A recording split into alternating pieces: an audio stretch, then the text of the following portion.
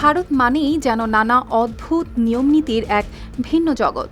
তেমনই এক বিতর্কিত নিয়ম চালু হয়েছে এই মন্দিরে। এখানে ঢুকতে হলে বাধ্যতামূলক পান করতে হবে গোমূত্র, খেতে হবে গোবর মিশ্রিত পঞ্চগব্য।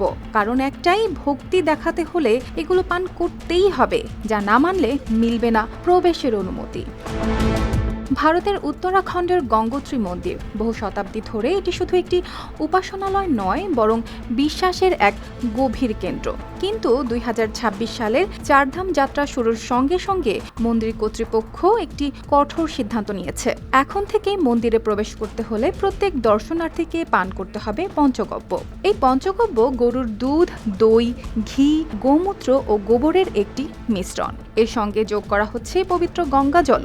নতুন নিয়ম অনুযায়ী এই পানীয় গ্রহণ না করলে কেউই ঢুকতে পারবেন না মন্দিরে।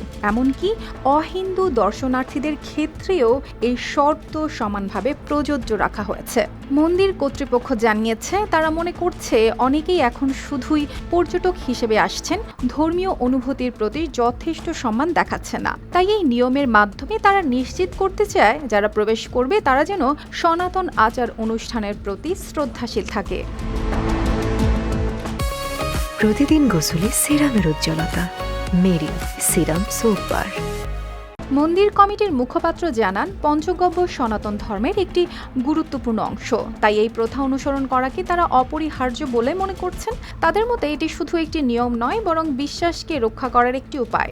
এই সিদ্ধান্ত কার্যকর করা হয়েছে অক্ষয় তৃতীয়ার দিন থেকেই, যেদিন গঙ্গোত্রী, যমুনোত্রী ও কেদারনাথ মন্দিরের দ্বার খুলে দেওয়া হয়। এর আগে বদ্রীনাথ ও কেদারনাথে অহিন্দুদের প্রবেশ নিষিদ্ধ করার প্রস্তাবও অনুমোদন পেয়েছিল। বিশ্লেষকদের মতে গঙ্গোত্রীর এই নতুন নিয়ম সেই ধারাবাহিকতারই আরও কঠোর রূপ।